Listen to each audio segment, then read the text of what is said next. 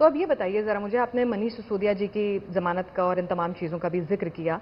मनीष सिसोदिया जी की जमानत अर्जी खारिज करते वक्त जो कोर्ट ने ऑर्डर दिया था उसमें काफी तीखी टिप्पणियां की थी, काफी सख्त टिप्पणियां की थी, और अगर आप चाहें तो मैं पढ़ के भी सुना सकती हूँ, और शायद आपने पढ़ा भी होगा वो ऑर्डर। तो वहां से कहीं ऐसा नहीं लग रहा था कि मनीष सिसोदिया जी को वो क्लीन चिट दे रहे हैं या आरोपी नहीं मान रहे हैं। कुछ यह मामला सत्ता के गंभीर दुरुपयोग का है, हाईकोर्ट ने कहा। अदालत ने कहा कि भ्रष्टाचार के इस मामले में उस समय हुआ जब कुछ लोगों को फायदा पहुंचाने के लिए नीति बनाई गई ताकि पैसा आ सके। आबकारी नीति का उद्देश्य ऐसी नीति अपनाना था जो कुछ लोगों के लिए फायदेमंद हो और रिश्वत भी आ जाए। हाईकोर्ट की टिप्पणियां हैं। आपने सुप्रीम कोर्ट का ऑर्डर पढ़ा? सुप्रीम कोर्ट के ऑर्डर में जस्टिस संजीव खन्ना का पिछले साल ऑर्डर था जिसमें उन्होंने लिखा था कि ये आरोप लगाया जा रहा है कि 100 करोड़ रुपए की रिश्वत दी गई, इसके कोई there is no prima facie evidence of that. इसमें सब आ गया, ये 2 लाइनों के अंदर सब आ गया। मैं आपको पढ़ा दूंगा वो ऑर्डर सुप्रीम कोर्ट का। तो हाई कोर्ट के ऊपर तो सुप्रीम कोर्ट है नंबर 1।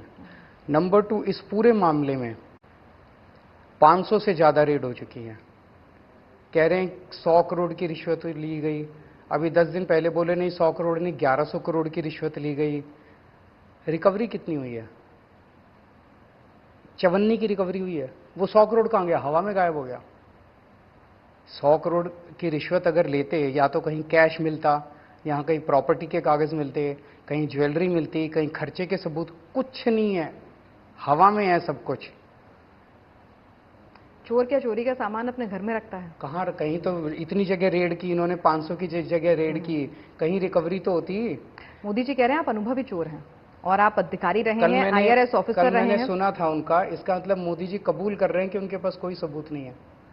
अगर आपके पास कोई सबूत नहीं हो और आप कहो कि इस चोर ने सारे सबूत जो है बड़े चालाक, तो सबूत नहीं है ना, मान रहे हैं ना कि कोई सबूत नहीं है। कल देश के प्रधानमंत्री ने मान लिया कि इस शराब घोटाले में उनके पास कोई सबूत नहीं है, तो वो मेरे ऊपर आरोप लगा रहे हैं कि मैं बहुत अनुभवी चोर हूं इसलिए मैंने सारे।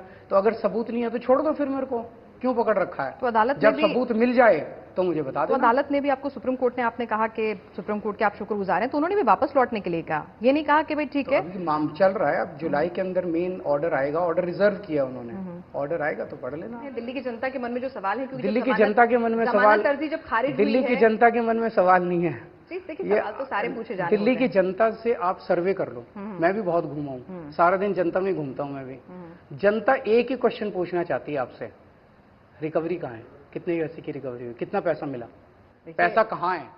देखिए, तो ये झूठे आरोप लगा के, यही तो तानाशाही है। यहां पे मेरे को जेल में डाल दिया, मनीष सिसोदिया को जेल में डाल दिया, सत्येंद्र जैन को जेल में डाल दिया, संजय सिंह को जेल में डाल दिया, हमारे बैंक अकाउंट कह रहे हैं सीज करेंगे, हमारा दफ्तर छीनेंगे, और प्रधानमंत्री जी आ जाओ अब चुनाव लड़ते हैं। कांग्रेस का 1 महीने पहले बैंक अकाउंट फ्रीज कर दिया, कह रहे हैं आ जाओ अब चुनाव लड़ते हैं।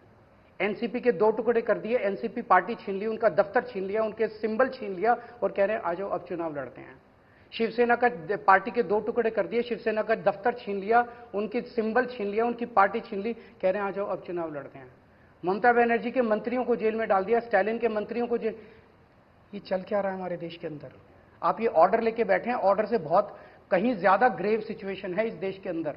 अगर मोदी जी दोबारा आ गए, ये देश नहीं बचेगा, जनतंत्र नहीं बचेगा, तानाशाही आ जाएगी, और इसी तरह से पूरे देश को जो है वो कब्जा किया जाएगा। अरविंद जी, ऐसे तमाम आरोप और ऐसे तमाम बातें आप सोनिया गांधी, लालू प्रसाद यादव, इन तमाम लोगों के लिए भी कहा करते थे, और आज उनके साथ आप मंच साझा करते हैं, और आज देश को बचाने की जरूरत है। तो आपकी बातों पर भरोसा कैसे? भरोसा क्या? एनसीपी के 2 टुकड़े किए कि नहीं किए? अगर कोई जाना चाहता है तो कोई रोक कैसे सकता है? वही तो कोई जाना क्यों आपकी पार्टी के तो नहीं हो रहे 2 टुकड़े? आपकी पार्टी में तो लोग नहीं जाना चाह रहे। वो क्यों जाना चाहते हैं? ईडी की वजह से। ईडी के, आपकी पार्टी के लोग निडर हैं, तो उनकी पार्टी के क्यों नहीं है निडर? एनसीपी के लोग क्यों गए? ईडी के डर से गए। शिवसेना के लोग क्यों गए? ईडी के डर से गए। ईडी के जरिए फर्जी केस बनाया जाता है। ईडी क्या है? अच्छा, अब मैं ये समझाता हूं आपके दर्शकों को।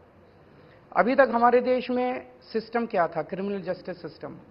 एक एफआईआर होगी, अगर मान लीजिए कोई अपराध हुआ, एक एफआईआर होती है, एफआईआर के बाद जांच होती है, जांच के बाद मुकदमा चलता है, मुकदमे के बाद कोर्ट कहता है कि ये दोषी है और ये निर्दोष है, और जो मुकदमा होने के बाद, गिल्टी प्रूव होने के बाद कोई जेल जाता है। प्रधानमंत्री जी ने एक नया कानून बनाया। अब एफआईआर होती है, एफआईआर के बाद सबको अरेस्ट कर लेते हैं, जिस पे सो कॉल्ड शक होता है उसको सबको अरेस्ट कर लेते हैं, और फिर अरेस्ट के बाद जांच चलती है, आप जेल में रहते हो। फिर मुकदमा चलता है, आप जेल में रहते हो। जब तक कोर्ट आपको निर्दोष ना करार दे दे तब तक आप जेल में रहते हो।